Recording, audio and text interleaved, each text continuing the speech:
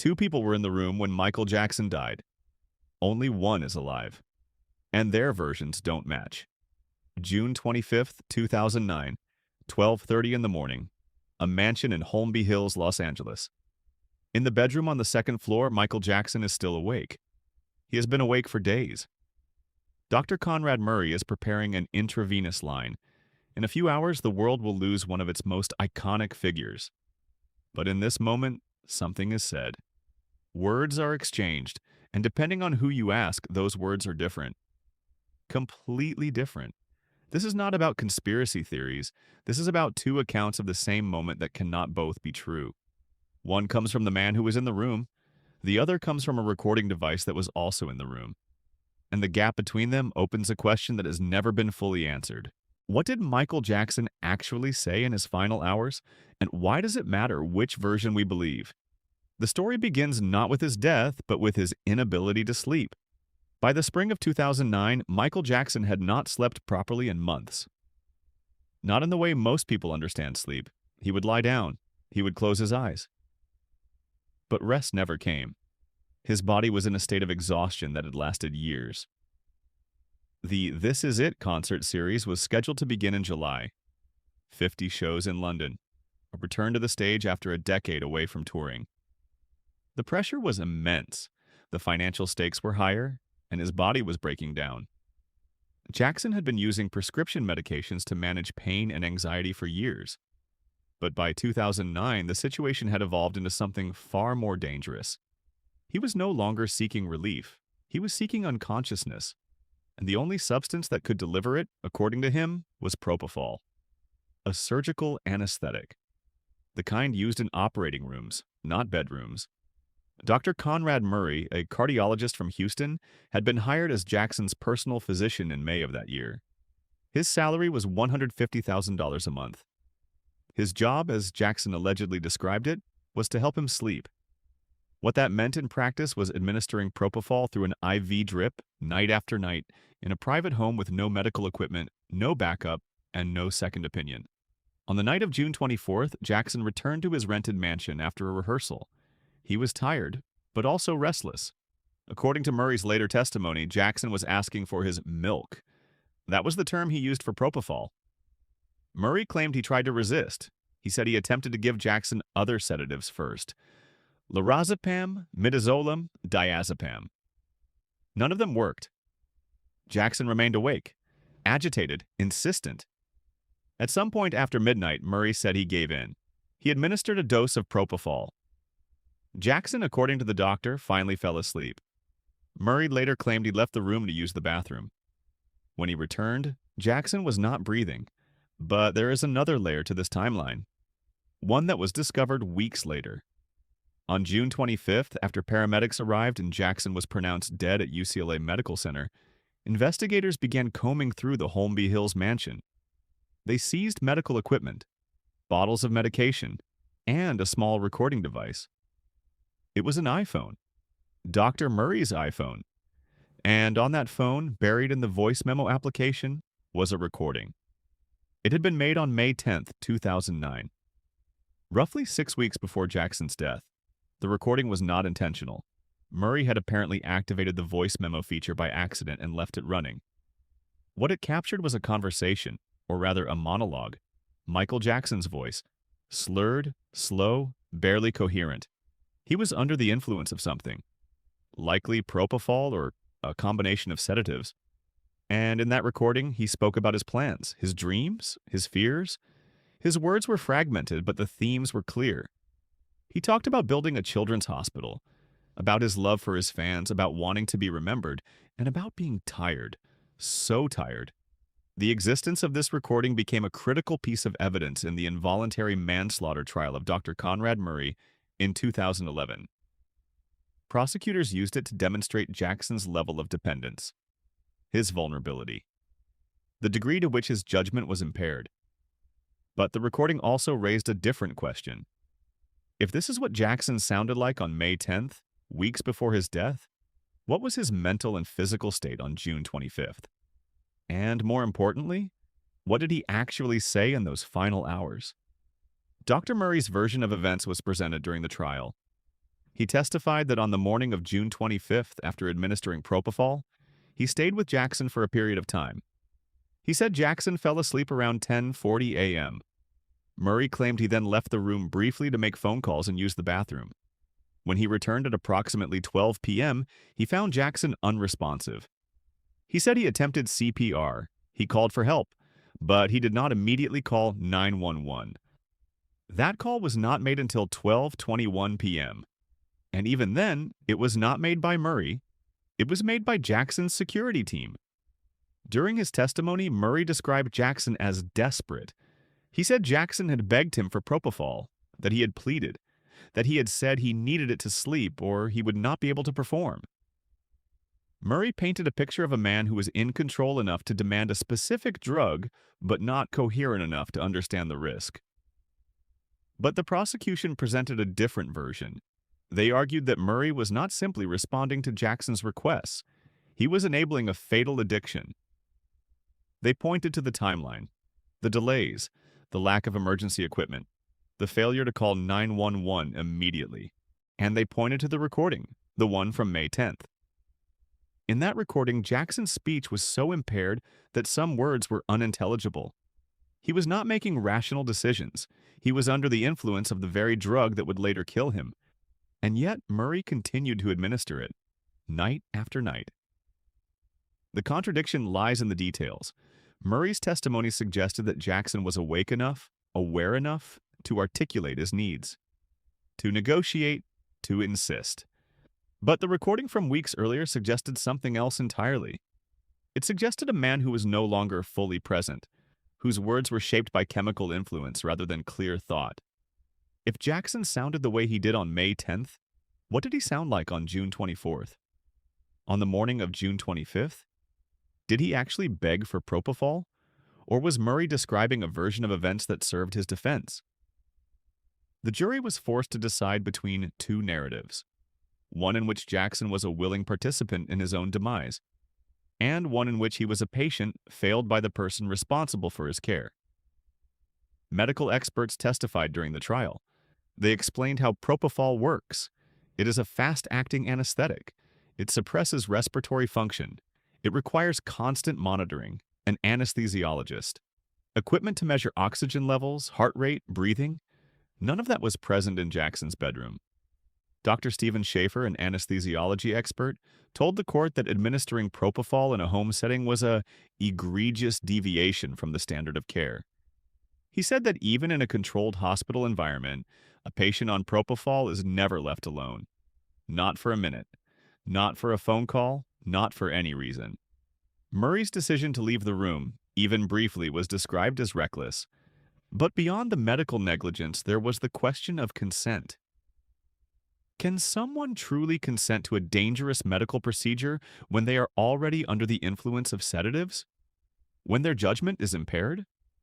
When they are suffering from chronic sleep deprivation and dependency? The law does not have a simple answer, but the jury did. On November 7, 2011, Dr. Conrad Murray was found guilty of involuntary manslaughter. He was sentenced to 4 years in prison. He served 2. But the conviction did not resolve the central mystery. What were Michael Jackson's actual last words? What did he say in those final hours? Murray claimed that Jackson asked for his medicine, that he was coherent enough to make a request. But the recording from May suggested otherwise. And there is another detail, a strange, overlooked detail. When paramedics arrived at the mansion on June 25th, they found Murray performing CPR on Jackson. But Jackson was on a bed, a soft, plush bed. CPR cannot be effectively performed on a soft surface. It requires a hard, flat surface to compress the chest properly. Paramedics later testified that when they arrived, Jackson's body was already cold. Rigor mortis had begun. That suggested he had been dead for longer than Murray claimed. Why would Murray perform CPR on a soft bed if he had any real medical training? Why would he wait so long to call for help? And why, when he finally did speak to investigators, did his timeline keep shifting? In his first police interview, Murray said he had discovered Jackson unresponsive at around 11 a.m. Later, he changed that to 12 p.m. Phone records showed that Murray had made several calls between 11:18 a.m. and 12 p.m. Calls to his girlfriend, calls to his office, calls that lasted minutes, not seconds. If Jackson was in distress, why was Murray on the phone? The prosecution argued that Murray was not trying to save Jackson. He was trying to cover his tracks, to remove evidence, to prepare a story. And in doing so, he let precious minutes slip away, minutes that might have made a difference. The defense argued that Jackson had administered additional propofol to himself while Murray was out of the room, that he had caused his own death. But medical experts dismissed this theory. Jackson's state of sedation would have made it nearly impossible for him to operate an IV line. And even if he had, the responsibility still fell on Murray. He was the doctor. He was the one who brought propofol into the home. He was the one who created the conditions for disaster. The recording from May 10th was played in court. It was difficult to listen to. Michael Jackson's voice slurred and slow, barely recognizable. He spoke about his love for children, about wanting to help them, about building the largest children's hospital in the world. He said he was tired. He said he wanted to rest. But even in his impaired state, there was something else, a kind of sadness, a resignation, as if he knew something was wrong, as if he knew he was slipping. And yet, he did not stop. He could not stop, because the show was scheduled, the contracts were signed, the world was waiting. In the weeks following Jackson's death, tributes poured in from around the world. Vigils were held. Fans gathered outside the mansion, outside the hospital, outside his childhood home in Gary, Indiana. But alongside the grief was anger. Anger at Murray. Anger at the people around Jackson who had enabled his dependency. Anger at an industry that demands perfection but offers no safety net. Jackson's family filed a wrongful death lawsuit against AEG Live, the company producing the This Is It tour. They argued that AEG had pressured Jackson to perform despite his failing health, that they had hired Murray without proper vetting, that they had prioritized profit over safety. The trial lasted months. Witnesses testified about Jackson's condition in the weeks before his death. Some said he was frail, that he missed rehearsals, that he seemed confused. Others said he was focused, that he was excited about the tour. The contradictions piled up. In the end, the jury ruled in favor of AEG. They found that while Murray had been hired by the company, he was not under their direct control. The responsibility, they concluded, lay with Murray alone. But the verdict did little to answer the deeper questions. How does someone as famous, as wealthy, as surrounded by people as Michael Jackson end up dying alone in a bedroom with a doctor who should never have been there? The years since have not brought clarity. Dr. Conrad Murray was released from prison in 2013. He has given interviews, written a book, maintained that he was a scapegoat, that Jackson was an addict who manipulated him, that the real villains were the people who had enabled Jackson's dependency long before Murray arrived. There's some truth in that. Jackson's use of prescription medication dated back decades. The 1984 Pepsi commercial accident, the scalp burns, the surgeries, the chronic pain, the introduction to painkillers. By the 1990s, Jackson had been through multiple rehabilitation attempts. Friends had intervened. Family members had confronted him, but nothing had worked. Because the underlying problem was not just physical pain, it was something deeper, a kind of existential exhaustion, the inability to exist as Michael Jackson without some form of chemical assistance. And yet, Murray's defense rings hollow, because even if Jackson was dependent, even if he was desperate, even if he begged, Murray was still the doctor. He was still the one who made the choice to administer propofol night after night in a setting where it should never have been used. He was still the one who walked out of the room, who delayed calling for help, who let a man die while he was on the phone. The law found him guilty, but guilt does not undo what happened. It does not bring back the person who was lost, and it does not answer the question that still lingers. What did Michael Jackson actually say in his final hours? Did he beg for propofol, as Murray claimed, or was he too far gone to make any coherent request? The recording from May 10th suggests the latter. It suggests a man who is no longer fully in control of his words, his thoughts, his decisions. And if that was true 6 weeks before his death, it was almost certainly true in the hours leading up to it. Which means the version of events Murray presented, the version in which Jackson was awake, aware, insistent, may not be accurate. It may be a reconstruction, a narrative designed to shift responsibility, to make Jackson's death seem like the inevitable result of his own choices rather than the consequence of medical negligence. But there is no way to know for certain, because the only two people in that room were Michael Jackson and Dr. Conrad Murray. And one of them is dead. The other has every reason to shape the story in his favor. What remains is the recording, the accidental recording from May 10th, the one that captured Jackson's voice in a state of profound impairment, the one that revealed not a man demanding drugs, but a man who was already lost, already slipping away, already speaking in fragments. And if that is the version of Michael Jackson that existed in May, then the version that existed on June 25th was likely even further gone, which means his final words, whatever they were, may not have been words at all. They may have been sounds, murmurs, the last remnants of a voice that had once filled stadiums, now reduced to something barely audible. The world remembers Michael Jackson for his music, for his performances, for the moonwalk, for Thriller, for the way he moved, the way he sang, the way he commanded a stage. But in his final hours, he was none of those things. He was a man in a bedroom, exhausted, dependent, vulnerable, and the person responsible for his care failed him. Not because Murray intended to kill him, but because Murray made a series of decisions that were reckless, unethical, and ultimately fatal. The trial determined legal guilt, but moral responsibility is more complicated. It spreads across years, across people, across an industry that built Michael Jackson into an icon and then left him to collapse under the weight of that identity. The question is not just what Jackson said, it is what we choose to believe.